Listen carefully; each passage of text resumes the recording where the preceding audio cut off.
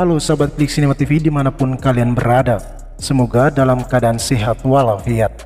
Nah, kali ini Mimin akan menceritakan sebuah alur cerita film yang berjudul Ade Kangal, yang diperankan oleh Jenai Ir sebagai Sadana, Kalaya Rasan sebagai Farun, dan Sifada sebagai Dipa.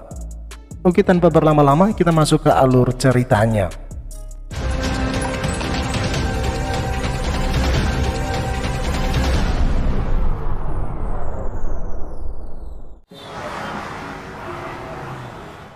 Pria ini bernama Farun, berusia 25 tahun.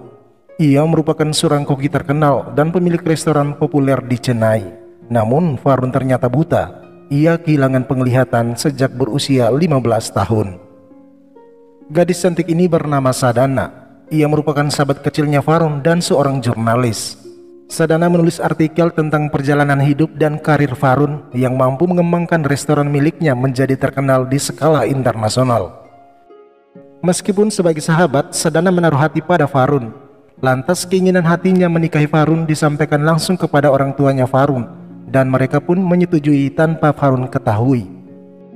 Kemudian di suatu malam ketika restoran telah ditutup, tiba-tiba datang seorang gadis dan meminta sisa makanan untuk para tunawisma. Merasa kasihan, Farun membantunya, dan bersama gadis itu mereka pergi menemui para tunawisma. Baik.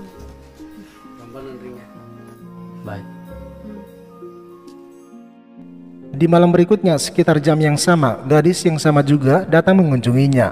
Meskipun tidak diberitahu, Farun langsung mengetahui gadis tersebut melalui parfum yang digunakan.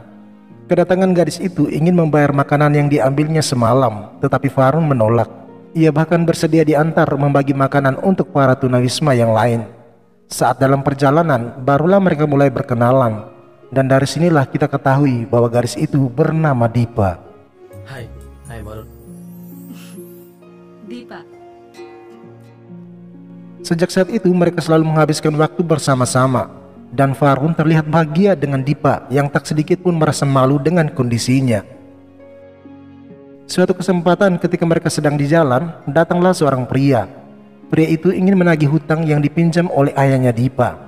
Ia juga mengancam dalam beberapa hari ke depan hutang mereka harus segera dilunasi. Singkat cerita, di malam berikutnya terlihat Farun sedang menunggu Dipa, dan dengan kecanggihan handphone Farun lalu menelponnya. Tak lama berselang Dipa pun datang dan langsung menangis, yang membuat Farun merasa heran lalu bertanya apa yang telah terjadi. Di sana Dipa bercerita bahwa saat adiknya menikah dengan seorang pria dari keluarga berada, mereka dipaksa menggelar pernikahan yang sangat megah. Hal itu membuat ayahnya terpaksa meminjam uang. Namun sampai saat ini mereka tidak mampu melunasinya. Hampir setiap hari mereka ditagih, bahkan para rentenir mengancam akan menjadikannya sebagai tebusan. Mendengar itu Farun merasa kasihan lalu berjanji akan membantu Dipa dari uang hasil tabungannya. Dan di kesempatan itu juga Farun yang sudah tertarik dengan Dipa sedari awal mengungkapkan perasaannya lalu melamar Dipa.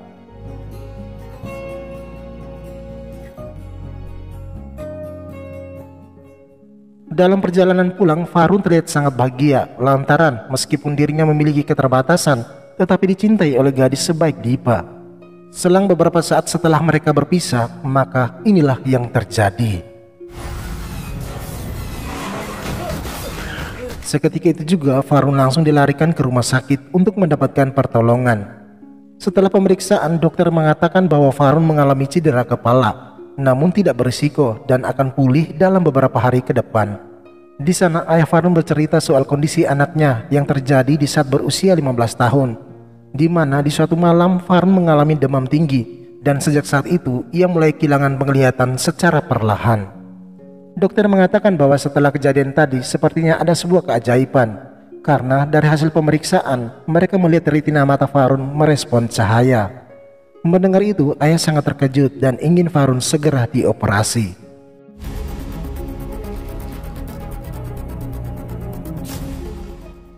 3 minggu kemudian di rumah sakit, ayah Farun terlihat sangat gelisah, sedangkan ibu Farun terlihat tersenyum bahagia. Ia sangat yakin bahwa pada hari ini setelah 10 tahun silam putranya kembali mendapatkan penglihatan. Kemudian mereka menemui Farun di sebuah ruangan dalam kondisi matanya tertutup.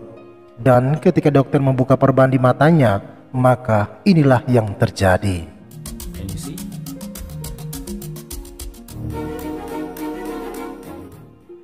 Semua orang merasa bahagia dengan keajaiban yang diterima Farun. Namun beda halnya dengan Farun setelah mengetahui bahwa gadis di hadapannya bukan Dipa, melainkan Sadana. Lantas dia pun bertanya, apakah ibunya pernah melihat sosok gadis lain yang datang mengunjunginya. Mendengar itu sang ibu merasa heran, sedangkan raut wajah Sadana langsung berubah setelah tahu bahwa gadis yang dimaksud adalah Dipa.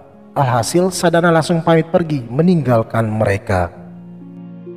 Di sana Farun meminta handphonenya untuk berbicara dengan Dipa, tetapi ibu menolak karena selama 3 minggu di rumah sakit hanya ada satu orang gadis yang setia merawatnya, yaitu Sadana. Sementara itu Farun sangat terkejut setelah tahu kalau seluruh biaya operasi diambil dari uang tabungannya. Kemudian Farun berusaha menelpon Dipa, namun nomornya di luar jangkauan. Lantas Farun merasa sangat bersalah karena tidak bisa membantu Dipa dan tak ingin dikatakan sebagai pria pembohong. Kemudian dengan segala cara Farun tetap berusaha mencari keberadaan Dipa lewat beberapa orang tunawisma di jalanan dan rekaman CCTV. Namun selama itu juga dia tidak mendapatkan sedikit pun informasi dari gadis yang dimaksud. Apalagi Farun juga belum pernah melihatnya.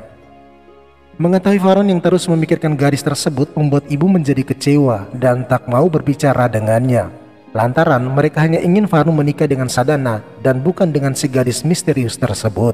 Melihat itu Farun coba meyakinkan ibunya bahwa dia hanya berniat untuk membantu orang yang sedang berkesusahan. அதான் வரல வெற்று புரியுது. இப்போ எனக்காக கொஞ்சம் cerium please.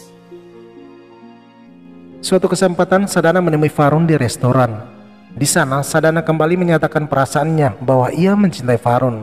Namun ia sadar kalau Farun lebih mencintai orang lain. Selain karena tak ingin menyakiti hati ibunya, tetapi juga karena kesetiaan Sadana yang selalu ada dalam setiap kondisi hidupnya, maka Farun pun tersadar. Dan di sanalah Farun akhirnya menyatakan cintanya kepada Sadana.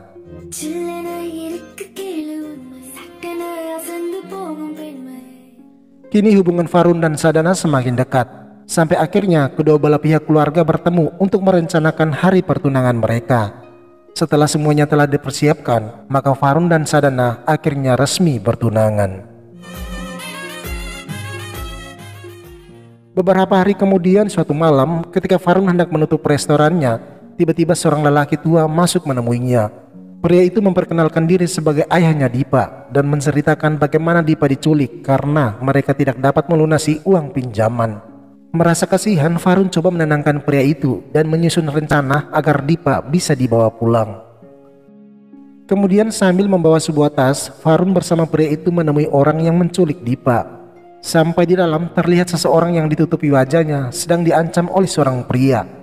Awalnya pria itu menolak saat tahu kalau yang dibawa bukanlah uang melainkan perhiasan. Namun setelah Farun menyerahkan tas tersebut, maka tiba-tiba saja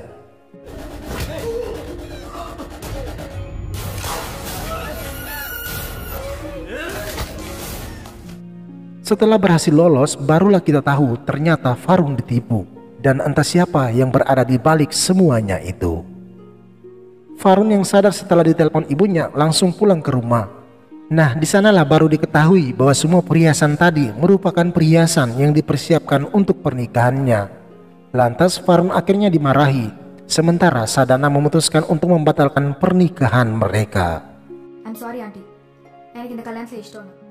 Merasa telah ditipu, Farun berniat melaporkan kasusnya kepada pihak polisi. Namun dalam perjalanan ia mendengar sebuah berita kecelakaan, di mana ada seorang pria tua kisaran umur 50 tahun ditemukan tewas dalam kecelakaan di Kanyakumari. Karena identitas pria naas itu tidak diketahui, maka barang siapa yang mengetahui detail apapun tentang pria itu bisa mendatangi kantor polisi Kanyakumari.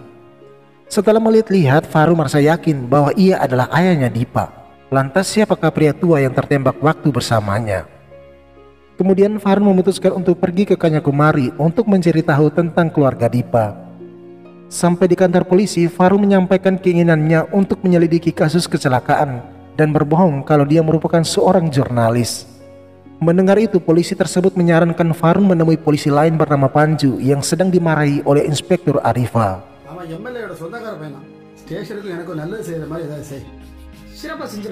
Situasi tersebut benar-benar dimanfaatkan Farun. Ia meminta kerjasama Panju untuk mengungkapkan misteri kematian dan dengan begitu namanya akan menjadi terkenal. Awalnya Panju menolak karena melihat Inspektur Arifa seakan ingin menutupi kasus tersebut. Namun setelah berpikir-pikir, akhirnya Panju pun setuju bekerja sama dengan Farun. Kemudian mereka memutuskan untuk menyelidiki kasus kecelakaan lelaki tua itu. Karena sudah beberapa hari berlalu namun tak ada satupun keluarga dari pihak korban yang datang, maka Farun berpikir kalau pria naas itu merupakan warga negara asing. Lantas mereka lalu mencari petunjuk dengan mendatangi beberapa hotel dan penginapan sambil mengumpulkan semua nomor telepon pengunjung yang nginap di tanggal 18 September. Namun dari hasil penyelidikan tahap awal mereka tidak menemukan sedikit celah untuk membongkar kasus ini, dan hanya ada satu kesempatan lagi, yakni dengan mengidentifikasi seluruh mobil. Akhirnya mereka mendatangi beberapa bengkel mobil. Panju meminta semua detail perbaikan kaca depan yang dilakukan sejak tanggal 18 dan pria itu bersedia membantunya. Setelah menelpon beberapa nomor namun tak ada petunjuk apapun, maka mereka putuskan menemui seorang pria lain dari list yang diberikan. Di sana mereka menemukan sebuah mobil yang diduga kuat barusan diganti kaca depan karena masih terdapat pecahan kaca di mobil tersebut. Pemilik mobil itu bernama Manoj, seorang buta dan pengrajin patung. Di sana Manoj mengatakan bahwa menurut pengakuan dari supir yang telah dipecatnya bernama Murti, mobil tersebut dilempari oleh beberapa pria mabuk. Setelah itu mereka pergi menemui Murti. Pria itu berkata bahwa beberapa hari yang lalu dia sempat melihat ada seorang gadis mengendarai mobil Monaj, namun dia belum pernah melihatnya sejak bekerja dengan Monaj.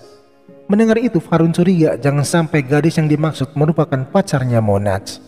Lantas mereka menuju ke mobile service center untuk mengecek panggilan dari nomornya Monaj. Nah, dari hasil pengecekan mereka menemukan sebuah nomor yang selalu menghubungi Monaj. Kemudian mereka kembali menemui Monaj. Di sana Monaj diminta untuk jujur soal penyebab kerusakan kaca mobilnya dan ingin membantu Monaj untuk mengungkapkan misteri kematian tersebut. Alhasil Monaj pun mulai bercerita bahwa di malam itu saat pacarnya bernama Aswini mengendarai mobil, tiba-tiba terlihat ada seseorang berada di tengah jalan dan inilah yang terjadi. Ternyata yang ditabrak adalah manusia sungguhan, sedangkan yang berdiri di tengah jalan hanyalah orang-orangan. Dengan kejadian itu mereka telah melaporkannya kepada Inspektur Arifa, namun mereka justru diminta tebusan agar kasusnya ditutup. Sementara sejak kejadian itu dia tidak lagi bertemu dengan Aswini, bahkan nomornya tidak dapat dihubungi. Dan ketika Farun coba menebak nomor milik Aswini, maka semua mereka merasa heran bagaimana mungkin Farun bisa mengetahuinya. Lantas siapakah Aswini tersebut? Ketika dalam perjalanan Farun tiba-tiba ditelepon oleh Sadana. Ia datang untuk menemui Farun setelah mendapatkan informasi dari ibu. Selanjutnya mereka menuju ke sebuah restoran yang pernah dikunjungi Monaj bersama Aswini. Setelah memeriksa rekaman CCTV, mereka melihat Monaj sedang dituntun oleh seorang gadis. Namun tak lama berselang terjadi kekacauan. Dan pemilik restoran itu mengatakan bahwa ada seorang pria memotret wanita tersebut secara diam-diam. Tetapi aksinya diketahui pengunjung yang lain dan terjadilah keributan. Setelah mendapatkan informasi, mereka langsung menuju ke sana. Namun karena takut berurusan dengan polisi atas kasus tersebut, pria itu justru kabur, maka terjadilah kejar-kejaran.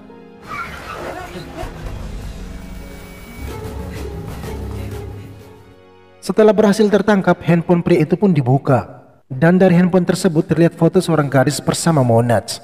Di saat yang bersamaan juga datanglah Sadana. Setelah melihat foto itu, Sadana merasa heran mengapa Farun masih saja mengejar gadis tersebut. Nah, di sanalah Farun sangat terkejut ketika Sadana berkata kalau gadis itu bernama Dipa. Awalnya Farun tidak percaya apa yang dikatakan Sadana. Namun setelah Sadana menceritakan soal kebersamaannya dengan Dipa dan juga ketika mereka berpelukan saat di restoran, membuat Farun tak berkutik. Dengan semua keganjilan tersebut, mereka bertiga sepakat kerjasama. Dan yang menjadi target kali ini adalah Dipa atau Aswini. Di sana Farun berfirasat jika apa yang dikatakan Sadana adalah sebuah kebenaran, maka ia yakin Dipa merupakan gadis licik dengan memanfaatkan orang yang memiliki keterbatasan untuk mengambil keuntungan. Setelah itu mereka menemui Monaj untuk menceritakan apa yang diketahui oleh Sadana. Farun berpikir bahwa Dipa benar-benar gadis licik namun cerdas, karena tidak semua orang buta menjadi targetnya, melainkan hanya orang buta yang memiliki keahlian dan bisnis di bidang apapun. Agar proses pengungkapan identitas berjalan lancar dan tanpa diketahui oleh Dipa, Sadana lalu menelpon sesama rekan jurnalis untuk memantau semua orang buta dimanapun mereka berada. Di tempat lain ada seorang pria buta yang hendak menelpon seorang gadis, mungkin saja pacarnya. Dan tak jauh dari situ ada seorang gadis cantik yang juga sedang menelpon seseorang bernama Vikram. Ternyata gadis itu adalah Dipa. Entah bagaimana caranya, Vikram sudah bersama Dipa di sebuah hotel. Di sana Dipa mulai menjalankan aksinya dengan berpura-pura menangis sambil menceritakan kesulitan yang dialami. Tanpa sedikit pun menaruh curiga, pria itu lalu bersedia membantunya.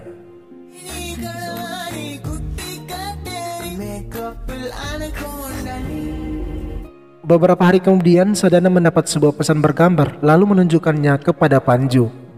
Setelah melihat-lihat, Panju berkata bahwa wanita itu bukan bernama Dipa dan bukan juga Aswini, melainkan Vasudara. Setahun yang lalu ia pernah dipenjara karena mencuri perhiasan di toko tempat ia bekerja. Dan kini ia hanya memiliki seorang paman bernama Raffi karena kedua orang tuanya telah meninggal. Lanjut, saat dalam perjalanan tanpa sengaja mereka melihat Dipa keluar dari sebuah restoran untuk menjemput Vikram. Sontak saja Varun ingin melabrak wanita itu, namun mereka melarangnya. Dan agar kecurigaan mereka tepat sasaran, Sadana mulai menjalankan aksinya dengan berpura-pura masuk sambil membuang sebuah headset Bluetooth di dekat mereka. Di sana Dipa mulai mengarang cerita kalau dia sangat membutuhkan uang karena saudaranya akan dioperasi. Ia juga berpura-pura menangis sambil membasahi pipi dan tangannya dengan air. Dan karena tidak bisa melihat, Vikram justru percaya. Sesaat kemudian seorang pelayan datang yang tanpa sengaja menendang headset tersebut. Dan ketika Sadana ingin mengambilnya, tiba-tiba ternyata pria itu bernama Thomas yang merupakan bawahannya Dipa, dan Varun pernah menjadi korban dari mereka. Tetapi kali ini ia sangat ketakutan ketika melihat Varun. Niat untuk membuntuti Dipa justru mendapatkan halangan dari Thomas yang menyebabkan mereka kehilangan jejak.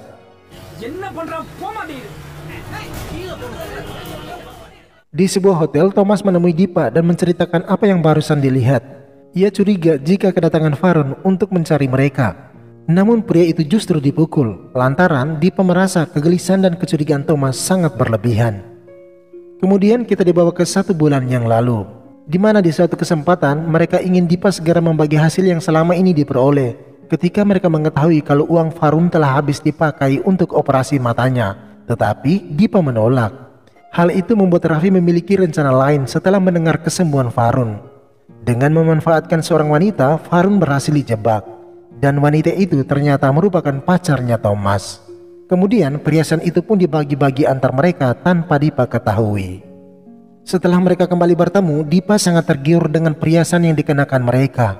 Nah, dari sinilah muncul niat jahat untuk merebut semua perhiasan tersebut.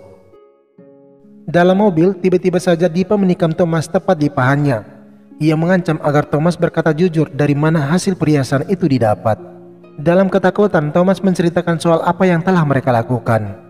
Mendengar itu, Dipa berpura-pura minta maaf karena di balik itu ada rencana besar yang ingin ia tuntaskan. Di mana Dipa mengatur strategi dengan meminta Raffi pamannya menaruh orang-orangan di tengah jalan. Karena nanti malam ia bersama Monats melewati tempat tersebut. Dengan memanfaatkan Monats yang tidak bisa melihat, dia akan berpura-pura menangis karena telah menabrak seseorang dan berharap Monats melarikan diri. Setelah disepakati, Dipa mulai menjalankan aksinya. Namun inilah yang terjadi. Lagi-lagi rencana Dipa hanyalah sebuah kebohongan dan target sesungguhnya adalah Raffi demi mendapatkan perhiasan. Di hadapan Monats, Dipa sekali lagi mengarang cerita kalau polisi meminta uang tebusan agar kasus ini ditutup. Sementara polisi yang mengaku sebagai Inspektur Arifa ternyata Thomas bawahannya. Nah, itulah cerita yang sebenarnya.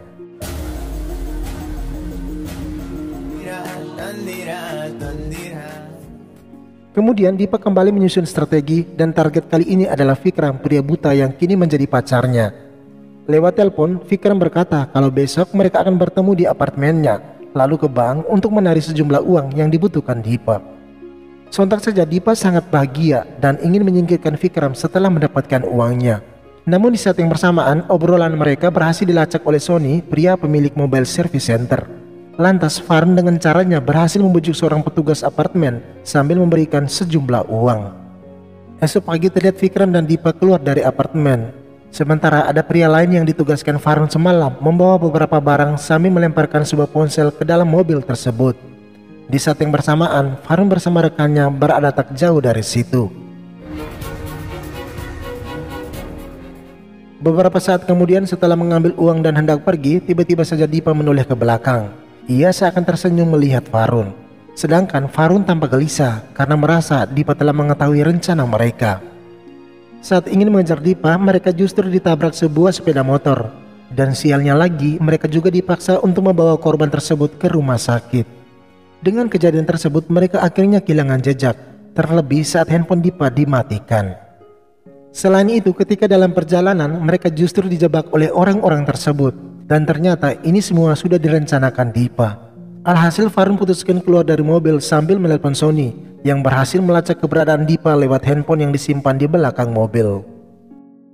Di sisi lain, setelah memastikan kondisi sekitar tempat tersebut aman, Dipa memberi isyarat agar Thomas menjalankan aksi yang telah direncanakan. Sementara itu, Dipa berpura-pura teriak seakan mereka sedang dirampok. Namun tanpa Dipa sadari, inilah yang dilakukan Thomas.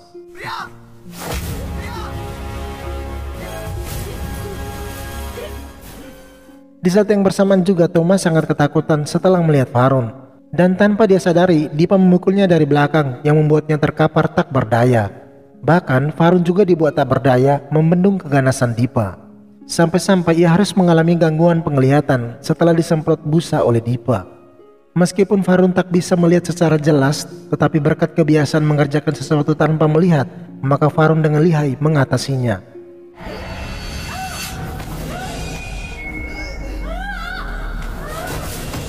Sampai akhirnya Dipa berhasil dia lumpuhkan, lalu diserahkan kepada pihak berwajib.